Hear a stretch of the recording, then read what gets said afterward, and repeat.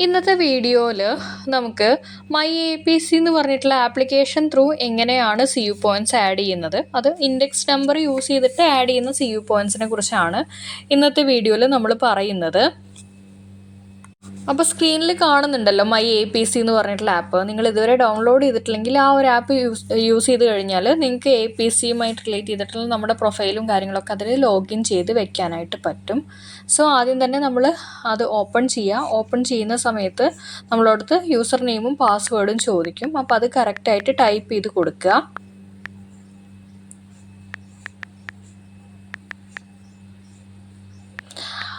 അത് correct type ചെയ്ത് കഴിഞ്ഞാൽ നമ്മുടെ പ്രൊഫൈലിലേക്ക് ലോഗിൻ ആയിട്ട് വരും.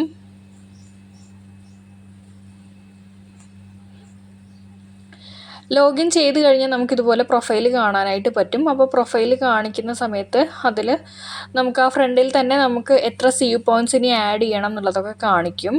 സോ അത്രയും സി യു പോയിൻറ്റ്സ് ആണ് നമുക്കിനി ആഡ് ചെയ്ത് കൊടുക്കേണ്ടത്.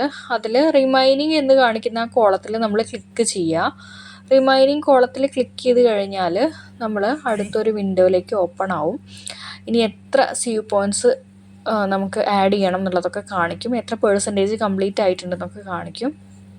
സോ അതിൽ നമ്മൾ ഏറ്റവും താഴെയായിട്ട് കാണുന്ന ആഡ് സി യൂസ് എന്ന് പറഞ്ഞിട്ടുള്ള ഓപ്ഷനിൽ ക്ലിക്ക് ചെയ്യുക. ഓപ്ഷനിൽ ക്ലിക്ക് ചെയ്യുന്ന സമയത്ത് നമുക്ക് 2-3 ഓപ്ഷൻസ് കാണിക്കും. അതിൽ നടുവിൽ കാണിക്കുന്ന ആ ഒരു എൻ്റർ വിത്ത് ഇൻഡെക്സ് നമ്പർ എന്ന് പറഞ്ഞിട്ടുള്ളത് സെലക്ട് ചെയ്യുക.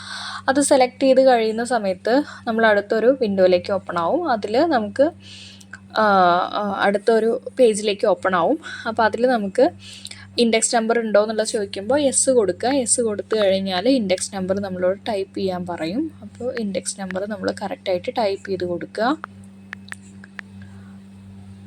എന്നിട്ട് നമ്മൾ ഇന്നത്തെ ഡേറ്റ് ചൂസ് ചെയ്യുക. ഇന്നത്തെ ഡേറ്റ് കൊടുത്താൽ മതി. എന്നിട്ട് അതിൽ താഴെയായിട്ട് സേവ് എന്ന് പറഞ്ഞിട്ടുള്ള ബട്ടൺ പ്രസ് ചെയ്ത് കഴിഞ്ഞാൽ ആ ഒരു സി യു പോയിൻ്റ് നമുക്ക് ആഡായിട്ട് വരും. അപ്പോൾ താഴെ കാണിക്കുന്നുണ്ട് ആഡ് എന്ന് പറഞ്ഞിട്ട്. പിന്നെ അടുത്ത സി യു പോയിൻറ്റ്സ് ആഡ് ചെയ്യാൻ വേണ്ടിയിട്ട് ഇതേ പ്രൊസീജിയർ തന്നെ ഫോളോ ചെയ്താൽ മതി.